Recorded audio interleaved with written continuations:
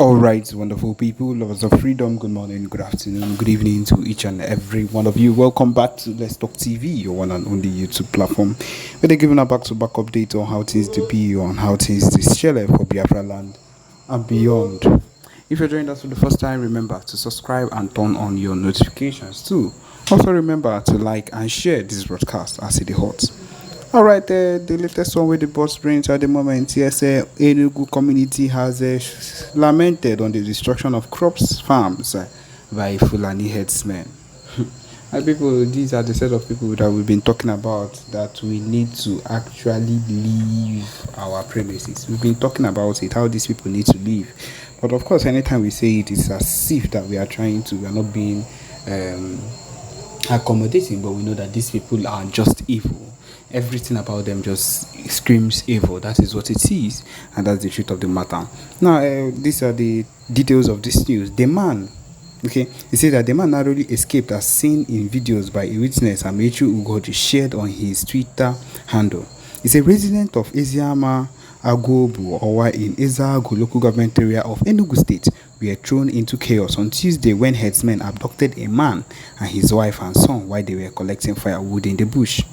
The man narrowly escaped, as seen in videos by a witness, Amechi Ugoji. A community leader who spoke in the video expressed distress over the incident, highlighting the ongoing issue of cattle destroying their crops and agricultural farms.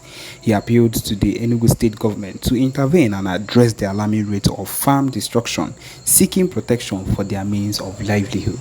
Of course, this is what we always talk about, that these people need to be cleansed out. But of course, their so-called governor, Mba, will not always do what is needed and is not even in support of anything that concerns Biafra.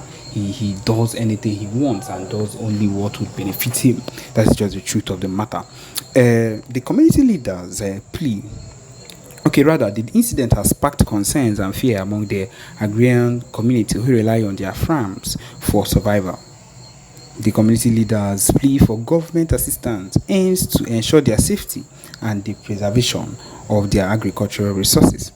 The man narrated, "What happened today is that we cultivated this agri farm. We decided to fence it with bamboos before we shared it among ourselves because cow destroys our crops. When we started fencing the farm, the herders came and started asking us what we were doing because they would come back and remove the fence. True to their threats, today they came and destroyed the fence. So while they were destroying it, we got information and came and pursued them out. They attacked one of our brothers with their sticks and told us that they would return. After we pursued them, one of our sisters and her husband went to fetch firewood, and from there they seized the husband. So the wife and son escaped and ran home to tell us." Also narrating how he miraculously escaped being slaughtered, the victim said that they were accused of killing their cow, a charge he vehemently denied. Of course, our dog came, my wife and son escaped and came to make a report that I was seized by Fulani headsmen inside the bush. My wife escaped with my son when I was exchanging words with them. Asked them, "Will you kill me and kill my wife? For what offense?" At that point, I didn't know that my family had already escaped to come home and give information on how to rescue me. When the herders discovered that my family had escaped, they apparently sensing danger, they released me. When they released, I was calling my wife and my son, but they were nowhere to be found. That was when I knew that they had escaped.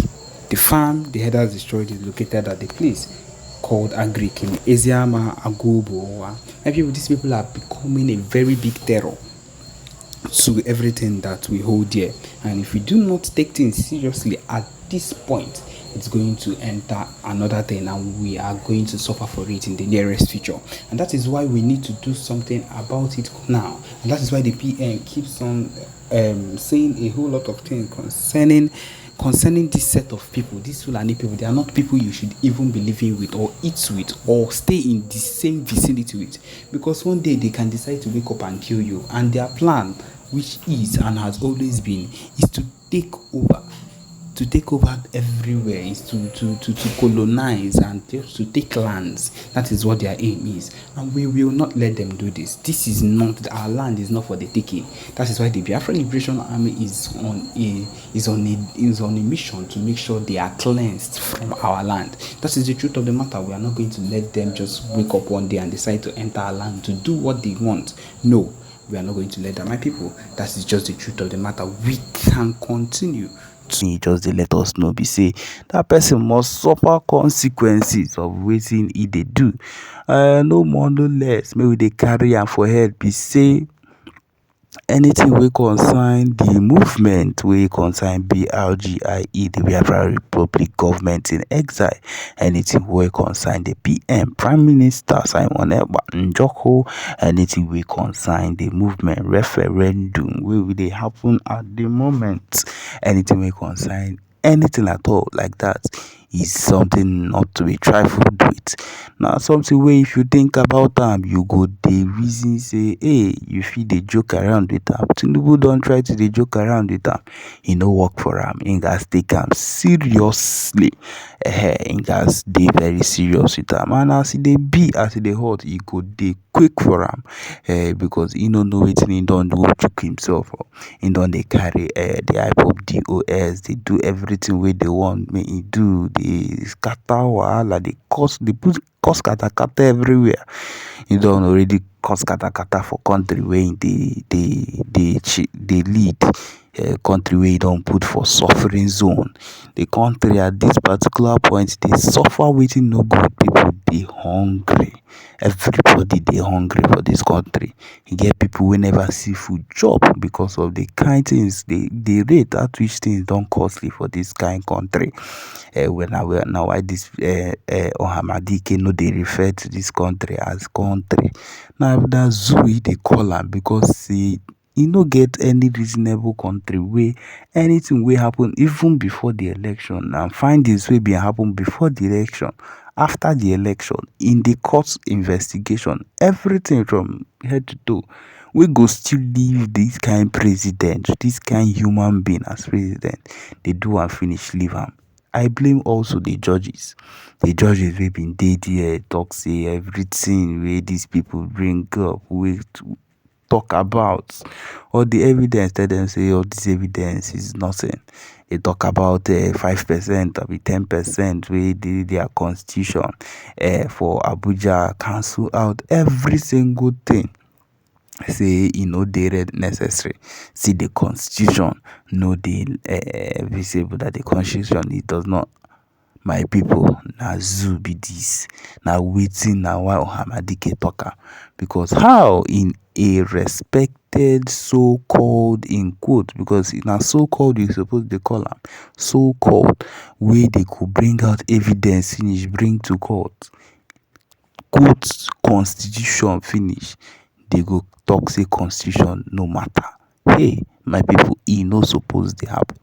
Na me we just dey carry am for mind. We see all these things happen before this particular situation wey we come dey find ourselves for, wey una come dey find una self for.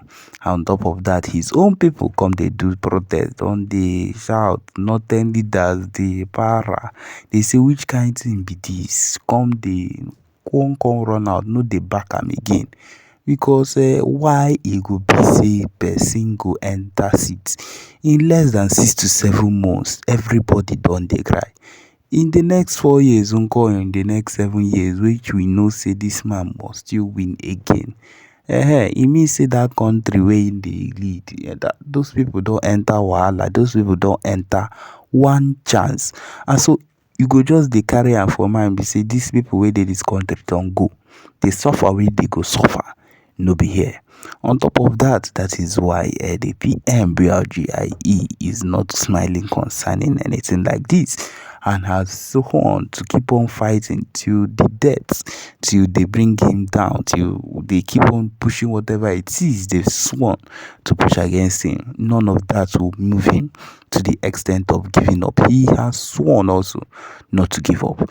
And so if this particular Jagaban has also sworn and said, no, we are not going to also give you the chance, then so he did talk. We will see who gets tired at the end and who would at the end succumb to the other person, because succumbing must happen. Because of course Igbo are not ones to wake up and say we are tired, or we know they do again.